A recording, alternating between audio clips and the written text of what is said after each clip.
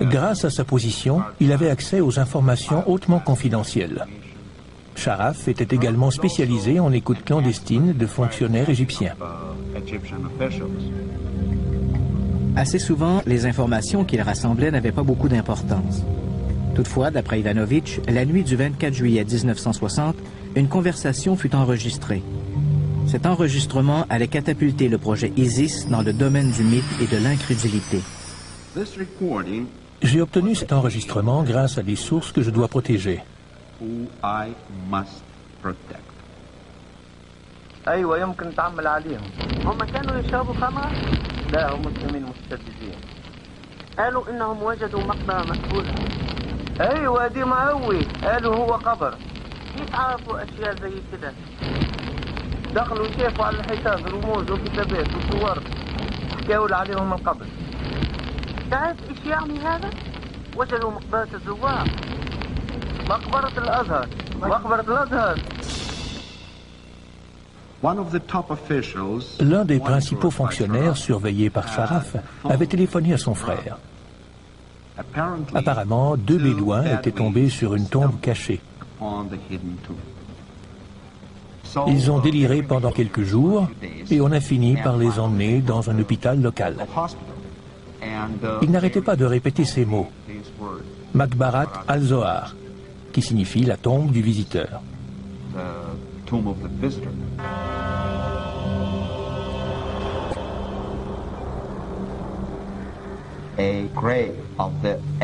Une tombe de l'ancien dieu égyptien qui n'existe pas dans le panthéon égyptien.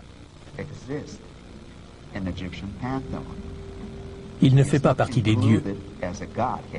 Il a un signe spécial qui le désigne comme un dieu en visite.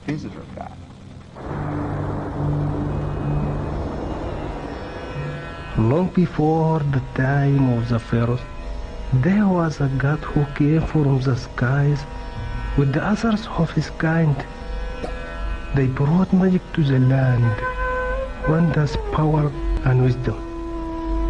They returned to their home in the stars, but one stayed behind and taught the people of Nile all he knew. He was buried in the great place.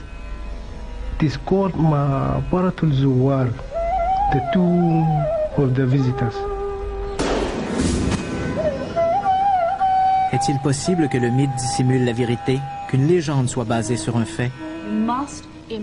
Il faut tenir compte du mythe, du folklore et de la légende.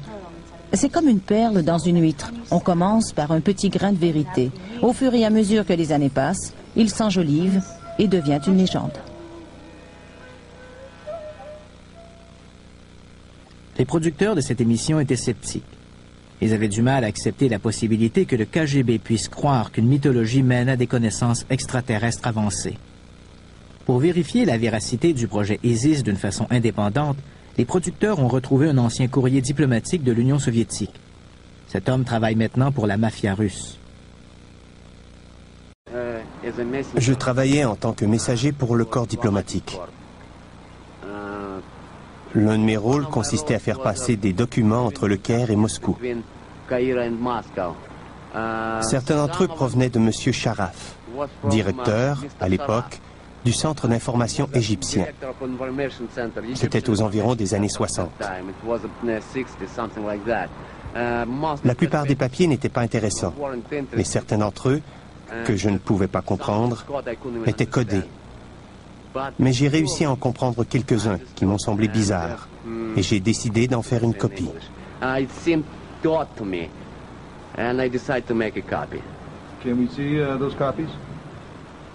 Non.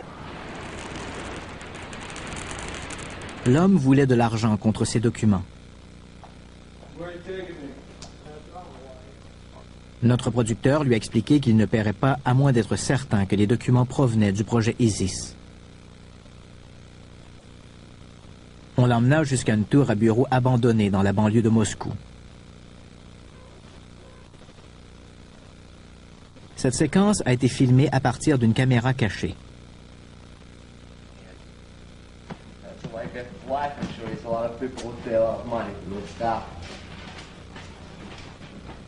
Is that what you used as a courier?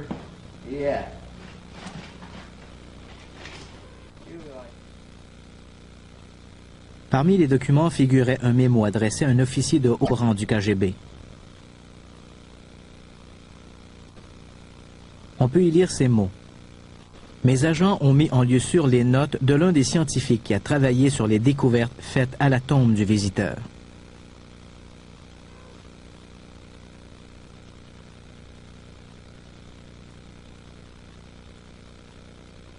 Un autre était un inventaire du contenu de la tombe. Sur ce document classé ultra confidentiel, on pouvait lire: emplacement de la découverte non révélé. Sujet: 15 caisses de reliques. Un corps partiellement momifié, un sarcophage de pierre et 8 échantillons de hiéroglyphes.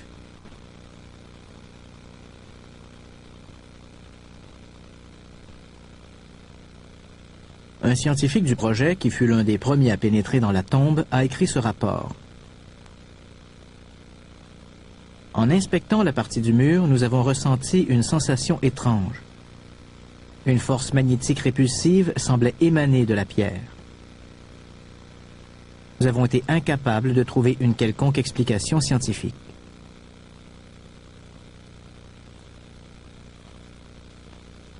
Ce mémo provient du rapport du cryptologue. Découverte: le message partiellement décodé sur le mur de la tombe indique une prophétie selon laquelle les anciens dieux ailés reviendront.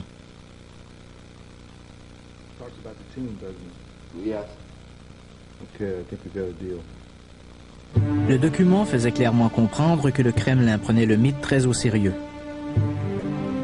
Un rapport indiquait qu'une unité militaire était assignée sur le site.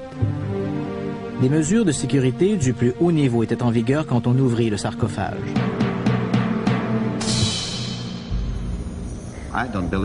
Je ne crois pas que les soldats aient réalisé l'importance de ce qu'ils regardaient. La première preuve matérielle d'une forme de vie humanoïde extraterrestre. Le docteur Ivanovitch fait le récit de cette mission et de la découverte fabuleuse qui en découla dans son livre « Le KGB découvre la tombe du visiteur ». Cette séquence exclusive n'a jamais été vue en dehors des bâtiments secrets du KGB. Selon Ivanovitch, ce que vous regardez est l'enregistrement visuel de la plus importante découverte de l'histoire de l'humanité. Il est indéniable qu'un petit groupe composé de scientifiques russes et d'experts militaires spécialisés en radioactivité et en guerre chimique a découvert une tombe en Égypte en 1961. Ceci ne fait aucun doute, mais on ne révéla jamais ce qu'on trouva à l'intérieur de la tombe. Selon les preuves disponibles et des sources de haut rang, et je sais que cela semble incroyable, on a trouvé dans le sarcophage les restes d'une créature extraterrestre morte en Égypte aux environs de 10 000 ans avant Jésus-Christ.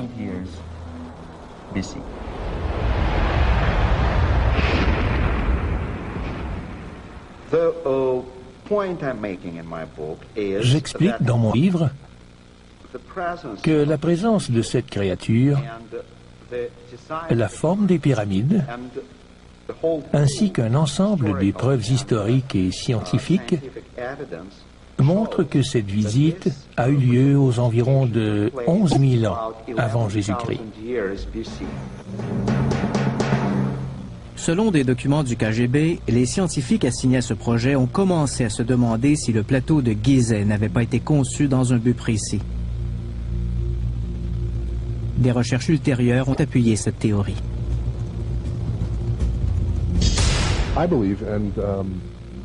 Il existe différentes écoles de pensée, mais je crois que les pyramides, du moins certainement la Grande Pyramide, étaient une machine. Elle devait servir à quelque chose. Les mesures en sont extrêmement précises. Par exemple, le rapport entre la hauteur de la pyramide et son périmètre est le même que le rapport entre le rayon de la Terre et sa circonférence. On peut donc considérer la pyramide comme une représentation triangulaire, tridimensionnelle d'un hémisphère, ce qui laisse penser qu'il y avait peut-être une raison pour que la pyramide résonne avec la planète. En 30 secondes, je peux convaincre les plus grands sceptiques que les pyramides ont la capacité de transformer les ondes cosmiques. Cela peut sembler étrange, mais il s'agit d'un prisme.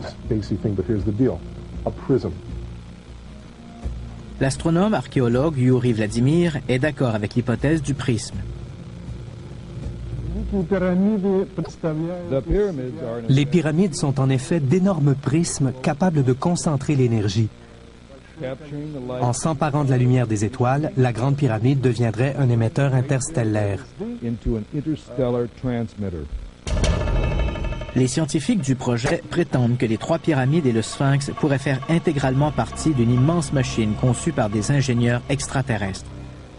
Selon eux, tous les monuments de Gizeh sont reliés par un mécanisme de commande centrale situé à l'intérieur de la Grande Pyramide. Dans la Grande Pyramide, un passage mène à la Chambre des rois.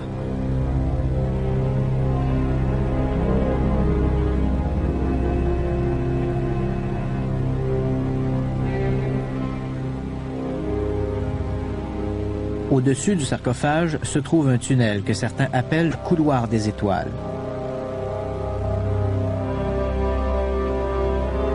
À l'occasion d'un alignement céleste spécifique, la lumière des étoiles inonde ce couloir.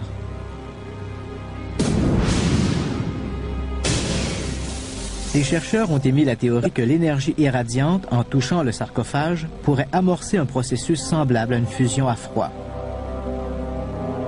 Les chercheurs qui travaillaient sur le projet pensaient que la structure en prisme de la pyramide amplifierait l'énergie et la transférerait aux autres monuments.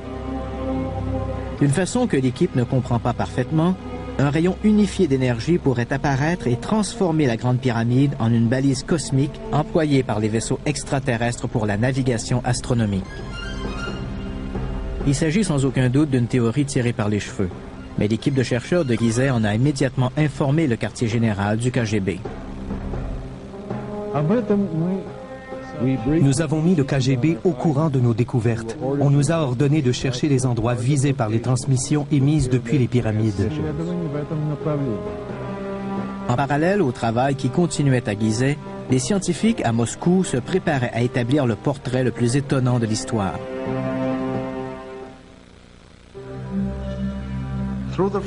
À l'aide d'une technique utilisée en médecine légale, ils réussirent à reconstituer le visage de l'humanoïde trouvé dans le tombeau. Projection informatique de la momie, telle qu'elle reposait à l'origine dans le sarcophage. À partir du moment où les scientifiques ont déclaré pouvoir déterminer la physiologie de l'individu, la reconstitution de ses caractéristiques faciales a commencé. Grâce à la reconstitution par la médecine légale, on a pu reproduire le visage de l'humanoïde trouvé dans le tombeau.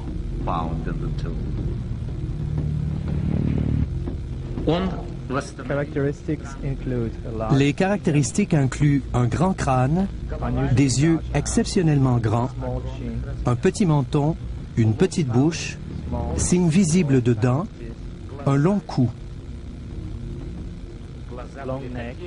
L'individu mesurait environ 2 mètres.